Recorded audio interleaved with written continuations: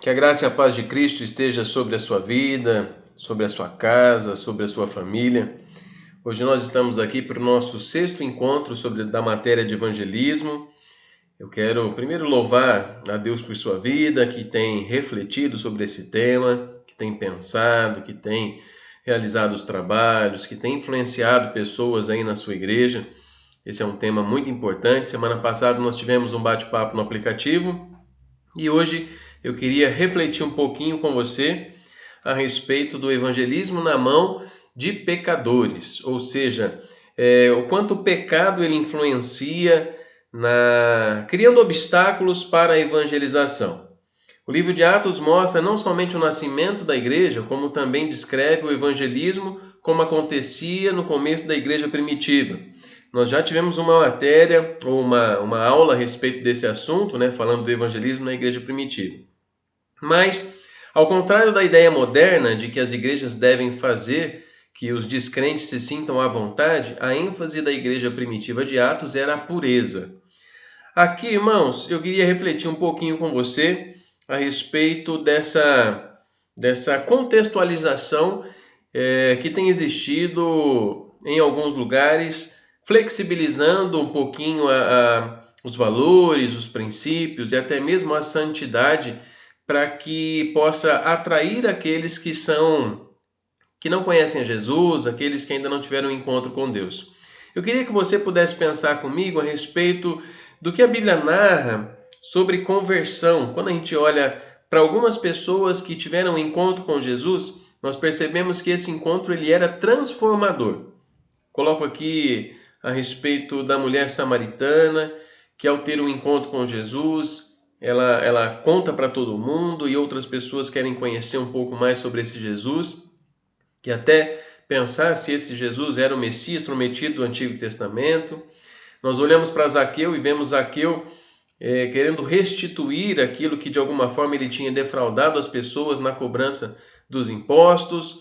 Nós vemos Paulo, um perseguidor da igreja, que agora passa a ser perseguido, É uma mudança radical de postura e de vida. E quando olhamos para as conversões dos nossos dias, talvez falta um pouquinho de mudança de vida. E as pessoas parecem que querem continuar a ter a mesma prática de pecado. E aí nós podemos, quem sabe, pensar se de fato são conversões genuínas, e por isso eu coloquei entre aspas aqui, é uma reflexão que cabe para nós, que tipo de crente tem sido produzido nesse tempo. Muitos não mudam de vida, e aí é preciso também nós refletirmos sobre qual mensagem nós temos dado, seja ela evangelística ou não, será que existe algum problema na mensagem que está sendo pregada, na mensagem de evangelização? Será que a igreja ela tem se moldado muito ao mundo para tentar alcançar o mundo e assim ela tem flexibilizado a palavra?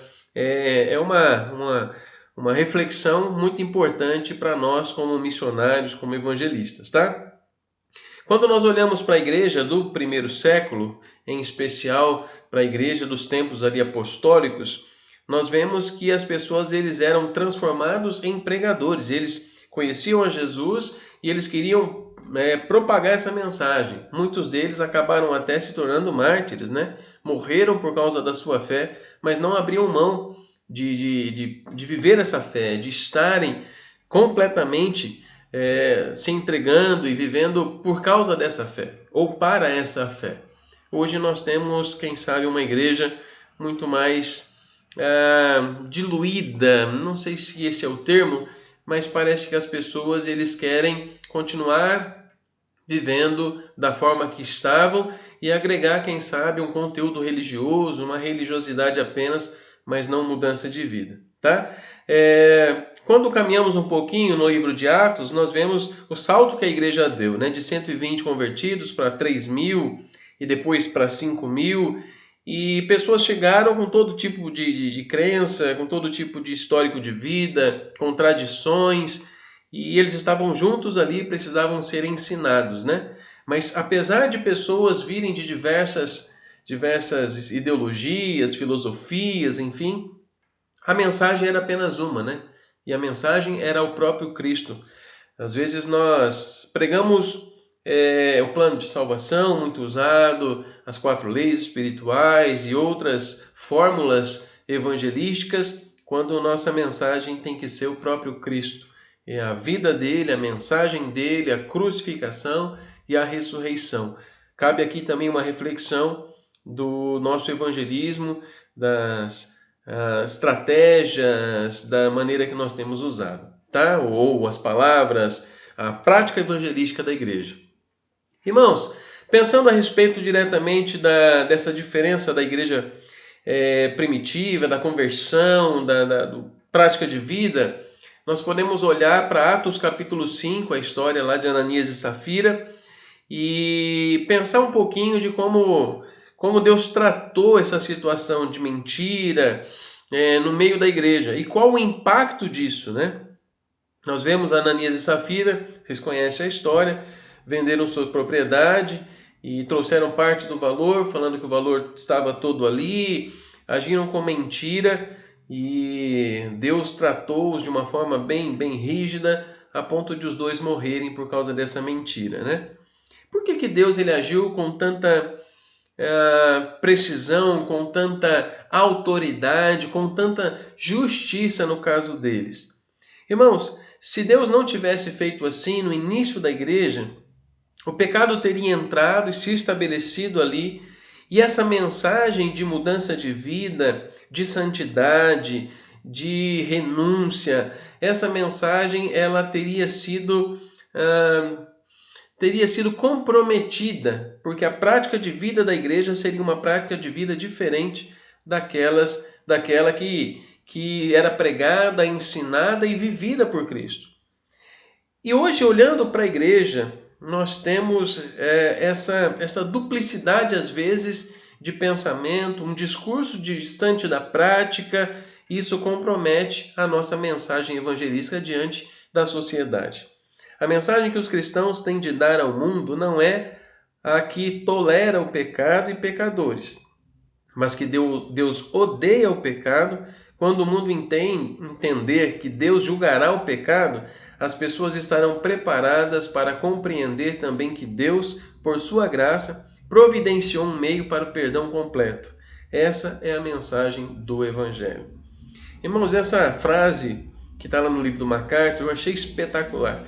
E às vezes o que tem faltado para as igrejas, no evangelismo, na pregação, é exatamente esse entendimento de que Deus odeia o pecado, do quanto o pecado fere a santidade de Deus.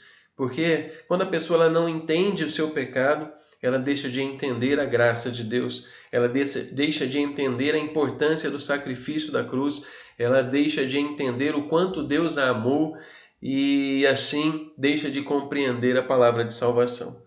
Claro que o Espírito Santo é quem convence, nós já falamos sobre isso. Agora essa mensagem ela precisa ser passada de forma completa.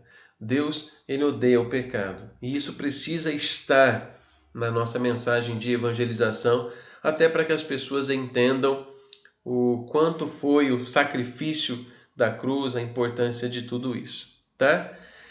Quando falamos de evangelismo, nós podemos pensar que essa igreja purificada, ela confronta o pecado e ela atrai as pessoas exatamente por uma vida completamente diferente da que é vista em seus amigos, em seus familiares, essa prática distante do mundo, né? Essa diferença da igreja. Aqui eu coloquei uma frase do pastor Antônio Mendes, que até recentemente era o pastor presidente da primeira igreja batista de Atibaia. Ele aposentou, né, e agora são 3 pastores que estão tomando conta da igreja lá, mas essa frase ela está pintada de forma muito grande, pelo menos estava há pouco tempo, né, quando fui lá, na parede da igreja. Por mais que cresçam as heresias, o evangelho fácil, os modismos eclesiásticos, a frouxidão aos princípios bíblicos, jamais deixaremos de ser a opção para aqueles que querem um compromisso sério com Deus. Jamais sairemos do caminho ao qual os iludidos pelo evangelho fácil um dia poderão voltar. Irmãos, essa é a postura de uma igreja lá de Atibaia, de firmeza doutrinária, de princípios bem estabelecidos, de pureza, de santidade, e talvez é um pouco do que tem faltado nas igrejas, esse posicionamento, mostrando o amor de Deus, mas mostrando o quanto Deus odeia o pecado e mostrando que esse amor, ele é a solução para a mudança de vida, tá? Nós devemos pregar essa verdade, devemos ensinar essa verdade. Isso precisa fazer parte da nossa mensagem de evangelismo. Olhando para a igreja, nós vamos perceber que por mais que a vida em santidade, a pureza, ela chocava um pouco as pessoas que viviam no pecado, ela atraía também de certa forma, porque a igreja ela crescia. Claro que é Deus quem acrescentava, mas as pessoas nutriam uma certa admiração quando olhavam para esse posicionamento diferente do deles e percebiam que é possível ter uma vida diferente, né? Uma vida em santidade, e o quanto essa santidade ela produz bons frutos. Apesar da perseguição que a igreja sofreu no início, nós vemos o crescimento dela. E aí, irmão, pensando na nossa realidade, nós podemos ver o quanto o mundo tem se aproximado às vezes da igreja, quando nós olhamos para os namoros, né, nas juventudes das igrejas evangélicas de hoje. Hoje, diferente de uma década atrás, hoje nós temos muitos casos, né, de sexo antes do casamento, nos namoros dentro da igreja, coisa que não era visto há alguns anos. E talvez isso seja resultado do quanto o mundo, os valores, os princípios, eles estão corrompendo pessoas que não têm fundamentação de conhecimento, de vida em seu relacionamento com Deus. Nós precisamos, como igreja, ter um posicionamento santo e um posicionamento diferente para que as pessoas possam ver o Cristo que pregava, que viveu, que morreu, foi crucificado, ressuscitou nas nossas atitudes em todo o tempo, tá? Se Ananias e Safira não tivessem sido mortos da forma que foram, talvez a igreja não tivesse experimentado esse crescimento, porque não haveria diferença da igreja para o mundo. As mesmas atitudes lá de fora seriam as mesmas de dentro da igreja. O evangelismo precisa mostrar essa santidade de Deus, o quanto Deus odeia o pecado, o quanto a igreja, a vida prática da igreja de santidade, ela vai criar autoridade para a mensagem que é dita pelos membros, no evangelismo, na pregação de púlpito, seja da forma que for, tá? Esse é o significado de convicção ou convencimento. A verdadeira convicção é mental e não emocional. Pedro não evangelizou contando histórias de trazer lágrimas aos olhos dos ouvintes, gerando tristeza superficial e sentimento de culpa temporária. Às vezes, no nosso evangelismo, nós vemos algumas apelações sentimentais e falta de consistência de mensagem. Pregue o evangelho, fale do amor de Deus, apresente Jesus como o evangelho, a vida, o ensino, a morte na cruz, a ressurreição, e viva em santidade em todo o tempo. Isso vai dar autoridade para a sua mensagem, tá bom?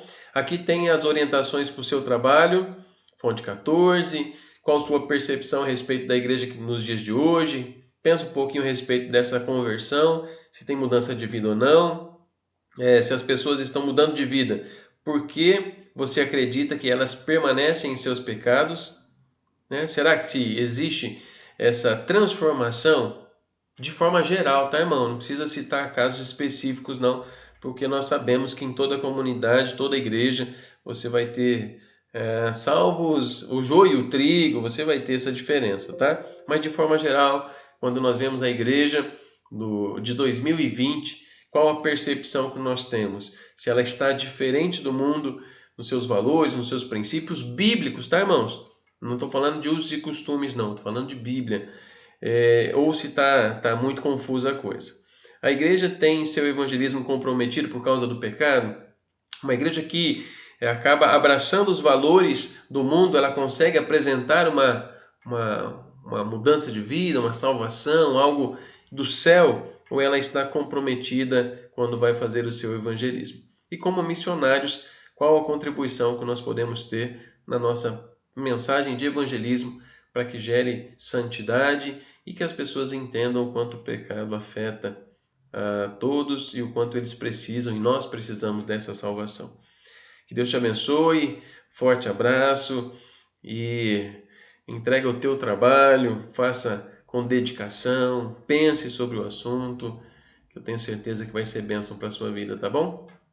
Deus te abençoe e a gente está junto sempre. Precisando, pode entrar em contato comigo.